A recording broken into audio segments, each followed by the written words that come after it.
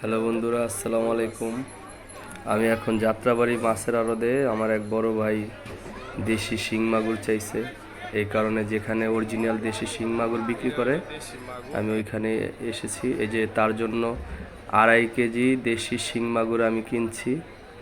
তারপরে উনি দেশি কই মাছ চাইছে আমার কাছে। দেশি কই মাছ একটু পরে আমি নেব তার জন্য। তারপরে যে দেশি মাগুর, শিং, এগুলো আমি কাটাইতাছি। আমার এখানে এই যে তোতা কইরার নাম ওই মাছ কাটে। এই যে দেশি দেশি কই মাছ কিনছি ওনার জন্য। দেশি কই মাছ কিনছি 2 কেজি, আর দেশি মাগুর কিনছিলাম 2.5 কেজি। এই 4.5 কেজি মাছ আমি ওনারে কাটাই দিতেছি।